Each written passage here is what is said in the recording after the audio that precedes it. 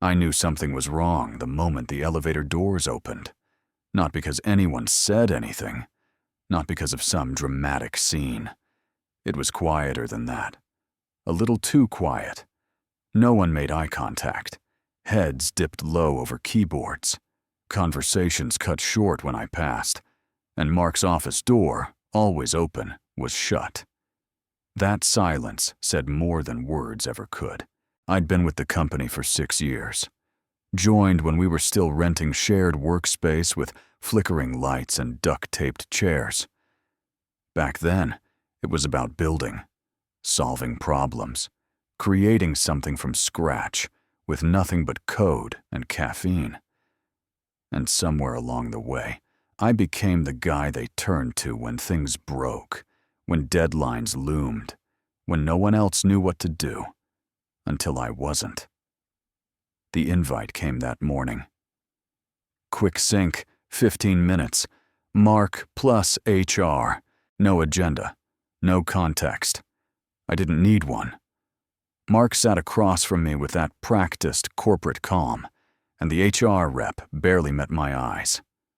"This is difficult," Mark started, "but we've decided to move in a different direction. It's not about performance, it's about vision." Vision. That word again. I didn't speak, didn't ask questions. I just nodded once, stood up, and walked out. I took the stairs. On the train ride home, I didn't cry, didn't rage. I just stared out the window as the city blurred past, thinking about all the nights I stayed late, the weekends I gave up, the holidays I missed because something had to ship, because someone had to care. They said I lacked vision. But the truth is, I was the vision. The product they still used? I built the foundation, the engine behind the engine. I wrote the first 1,000 lines of code sitting cross-legged on my floor, eating cold noodles and dreaming of something real. And here's what no one in that room knew. I never deleted the original, the alpha build. Mine alone. Before the company. Before the contracts. Before I handed it over for their logo. They let me go without a fight. But that was their first mistake. I didn't sleep that night. Not from sadness. Not even from anger. I lay in the dark, watching the ceiling like it might offer answers. But all I felt was focus.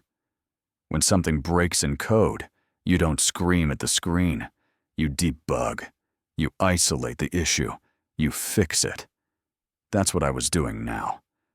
Line by line, in my head, I was tracing back through it all.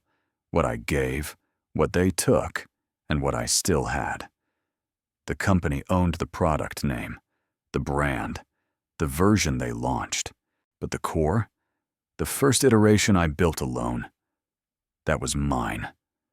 Still sat untouched on a private repo, under my personal GitHub, created 2 months before my first pitch.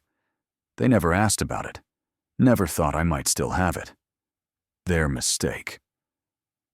I fired up my old laptop the next morning, the one I hadn't used in over a year. It took its time booting, the fan humming like it was waking from a coma. But when the screen lit up and I typed in my password, it was all still there. Every file, every line, every late night and long weekend I'd poured into it. Opening that code was like stepping into a time machine. I wasn't looking to start a war, but I wasn't walking away either. They thought they could cut me out and keep what I built. Rewrite the story, erase my name, push me out of my own creation. They forgot something fundamental. I built this from nothing, and I knew exactly how to do it again. Better. Cleaner. Mine. So I made a list. Not revenge. Just goals. Clean up the original codebase. Add features I dreamed of, but never pitched. Quietly rebuild a version that couldn't be traced. No overlaps, no dependencies. And when the time was right, release it under a new name. My name. They could keep their sanitized, bloated Frankenstein of a product. I didn't want it. I was going to show them what real vision looked like. And this time, I wasn't building for them. I was building for me. There's a strange kind of peace that comes with having nothing. No job, no coworkers, no structure, no noise. Just you, an aging laptop, and an idea that won't let go. Rent was coming due. My severance wouldn't stretch far. I canceled subscriptions, sold some tech I didn't need, pulled old furniture out of storage and flipped it online. I ate cheap. Rice, beans, canned soup. Walked instead of Uber. Cut everything that didn't feed the mission. Because I had one now, the world moved on without me. Friends texted to check in, then stopped when I didn't answer. My phone became silent. Days blurred together. I worked until sunrise, crashed for a few hours, then got up and started again. The walls of my apartment closed in, but I didn't notice. I barely looked up from the screen. I wasn't building an app anymore. I was rebuilding myself. Line by line, I rewrote the core engine, stripped it down to what made it work. No fluff, no pitch deck polish, just raw utility. Cleaner, faster, smarter than anything we'd ever shipped before. My old team would have called it obsessive. They weren't wrong, but obsession was all I had. I stopped checking my bank account. It didn't matter. I was all in. And in some twisted way, I liked it. No distractions, no noise, just the code and the idea and the memory of how they'd looked at me that day in the office, as if I were disposable. I wasn't. I refused to be. And the more I worked, the clearer it became. I didn't just want to prove them wrong. I wanted to build something no one could take from me ever again. No contracts, no boardrooms, no investors who saw code as currency and creators as replaceable. I wanted ownership, down to the last line. My beard got scruffier. My eyes stayed red. I talked to no one but the terminal. But the product, my product, was taking shape. It didn't need a logo. It didn't need a launch plan. It just needed to be real. Something I could touch. Something I could point to and say, "This is mine." And night after night, with nothing in my pockets but an idea in my chest, I kept going. Alone, broke, obsessed. It happened on a Tuesday. Late. Somewhere between midnight and whatever comes after. I'd been stuck on a bug for hours. A silent, maddening glitch in the data sync that I couldn't trace. I was tired, head pounding, fingers numb from typing. My screen was a graveyard of half-written functions and angry red error messages. I almost gave up, almost shut the laptop and crawled into bed to forget for a while. But then, I saw it. One misplaced loop, a stupid, tiny mistake. Something I would have caught instantly a year ago. I fixed it. Hit run. And it worked. The screen lit up with clean output. No errors, no crashes. Just code, doing what it was supposed to do. Finally. I laughed. Actually laughed. Alone in my apartment at 2 a.m., I sat back in my chair and laughed like someone had just told me the punchline to a joke I didn't realize I was part of. It wasn't the product that made me feel that way. It was the moment. After all the silence, all the doubt. That was the first spark. Something real. Something alive. I didn't sleep that night. Not out of stress, but excitement. Ideas hit me like rain on a tin roof. Too fast to catch, too loud to ignore. I scribbled notes on napkins, receipts, my hand. A new onboarding flow, a cleaner dashboard, a notification system that actually respected the user. Suddenly, it wasn't just revenge fuel anymore. It was creation. I started thinking about people who might actually use this.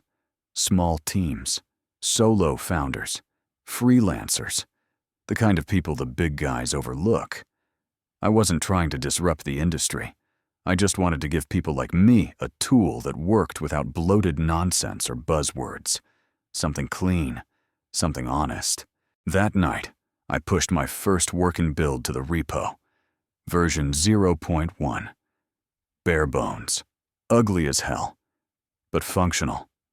I stared at the upload bar crawling across the screen and felt something in my chest I hadn't felt in months. Hope. The world still didn't know my name. My fridge was still empty. But there it was, the first spark. And I knew, with absolute certainty, I wasn't done. Not even close. The first feedback came from a stranger.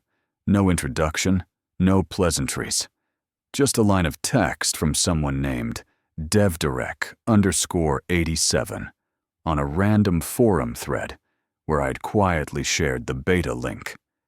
This actually works. 3 words, that's all. But I stared at them like they were a standing ovation. I'd posted the link without expectations. No marketing, no launch.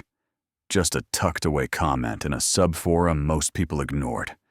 I didn't even use my real name. Just wanted to see if it held up. If someone, somewhere, could find value in what I built. And they did. Then another message. Then 5 more. Not thousands. Not viral. But real. People asking questions. Making suggestions. Catching edge cases I hadn't seen. Some were blunt. Some kind. But all of them were engaging. Testing. Using. And suddenly, it wasn't just mine anymore. It was theirs, too. I had no team. No designer polishing the UI. No product manager telling me what features to prioritize. No roadmap scribbled on a whiteboard in a downtown loft. Just a messy apartment, an overheating laptop, and users who didn't care about my backstory. They just wanted the tool to work. So I listened, fixed bugs as they were reported, rewrote modules on the fly, slept in 2-hour shifts, my phone buzzing with feedback and requests. One guy used the platform to track client invoices. A freelancer used it to manage her growing side gig. They weren't just using it, they were relying on it. And every time someone said, "This saved me so much time," I felt it. Not pride. Purpose. That was the difference. I wasn't building a business. I was building trust. One user at a time. No ad budget. No VC calls. Just something real. Passed from one person to another, like a secret worth sharing. It wasn't glamorous, but it was working. And somewhere in that quiet momentum, I realized something. You don't need a team to build something great. You just need people who believe in it. And I was starting to believe in it too. The first email didn't look like much, just a plain subject line. Quick chat. No logos, no bold fonts, no promises of unicorn dreams. Just a message from someone named Claire, who said she was impressed by the traction and wanted to learn more. I almost deleted it. I'd seen this dance before. Years ago when I was still inside the system. Deck reviews, endless pitch calls, buzzword bingo until your soul curled up and shut down. Back then, I needed their money to build. Now, I had already built it. Without them. But something about the timing, the tone, I replied. 15 minutes into the call, I knew this one was different. Claire didn't talk about scaling to market dominance or streamlining vertical integrations. She asked real questions about the codebase, the user feedback loop, what I'd learned from rolling updates without a team. She even found a UX bug on the dashboard and sent me a screenshot. She'd actually used it. That's when the call started. 1 VC turned into 3, then 5. Then a spreadsheet I started keeping just to track names, funds, offers, and whether they actually knew what the product did. Most didn't. They saw traffic, momentum.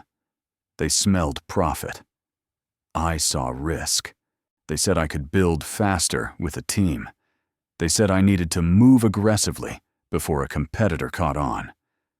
But none of them had been there when I skipped meals to debug a sync error. None of them knew what it was like to watch your life unravel while your code held you together. They hadn't built this with bare hands and burned-out eyes. Still, I listened.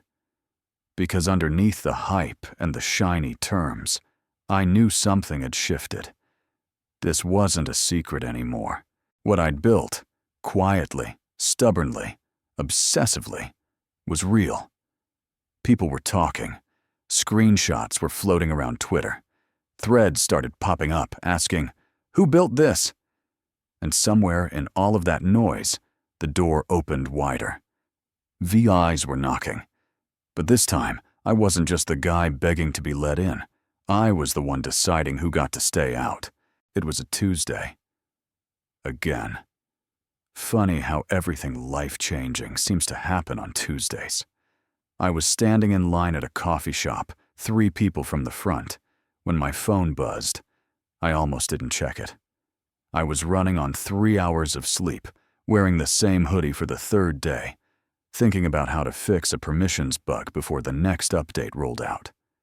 Then I saw the subject line, "Acquisition interest, $2 million offer." I stopped breathing for a second. The name on the sender line was one I recognized, a product director at a mid-sized SaaS company I'd once interviewed with and never heard back from. Now he was offering to buy what I'd built. Cash. Clean. No earnouts. No stock fluff. I opened the email. It was short. Too short for the weight it carried. They loved the tool.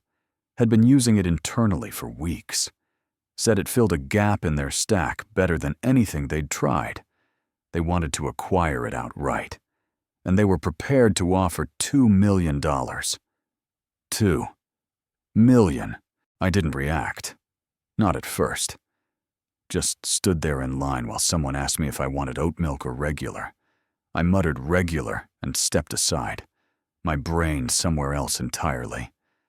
Back in my apartment, I read the email again. Then again.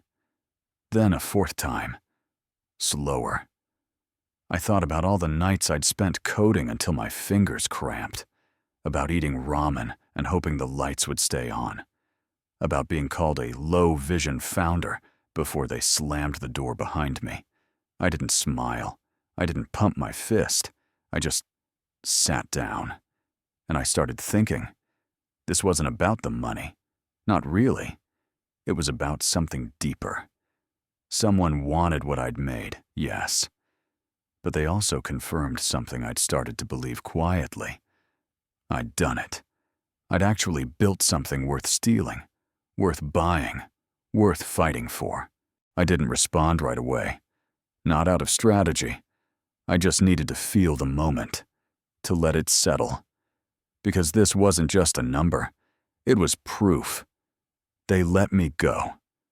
Now they wanted to buy me back. I didn't respond for 3 days. Not because I didn't know what to say. I knew exactly what I wanted. But I needed to feel everything that got me to this point. I needed to remember. The empty inbox after I was let go. The silence from people who once called me brilliant. The nights I stared at the ceiling, wondering if I'd wasted the best years of my life on something that would never matter. And now, here it was, a clean number with 6 zeros. For something I built in isolation, with nothing but a stubborn will and a half-broken laptop. It would have been easy to say yes. Easy to walk away with money in the bank and a headline that read, "Indie Dev sells app for $2 million." But something about it felt incomplete, because the offer wasn't just to buy the product, it was to bury it. They didn't want to grow it. They wanted to absorb it, rebrand it, strip it of its DNA, and bolt it onto their existing stack like a Frankenstein feature. It would live, but not really. And I wouldn't be a part of it. I sat with that. For hours. Then I wrote back, I thanked them, told them I was honored, told them their offer was generous. Then I said no, and I meant it. Not because the money wasn't life-changing, but because this whole journey, the loss, the isolation, the obsession, it didn't happen just to end with a buyout and a rebrand. I didn't survive all of it to watch my work become a bullet point in someone else's deck. I didn't want revenge, I wanted legacy. So instead, I quietly rolled out version 1.0.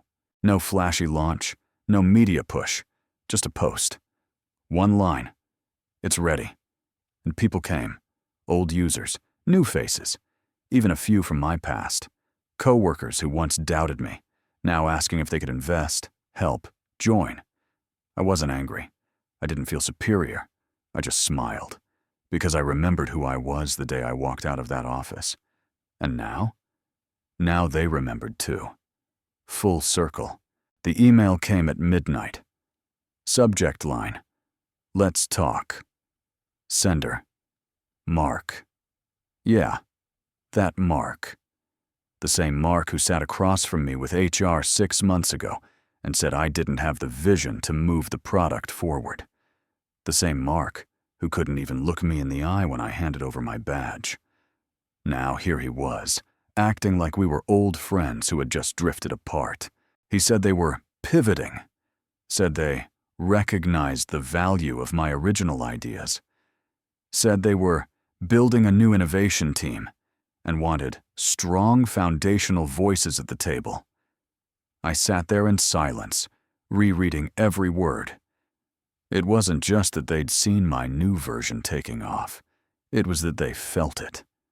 Users were switching. Screenshots were circulating. My name, buried once, was back in inboxes and Slack threads and meetings they weren't inviting me to anymore. I left the email unanswered. 2 days later, a second message. This time from someone higher up, an executive I'd never met but whose name I'd seen on org charts.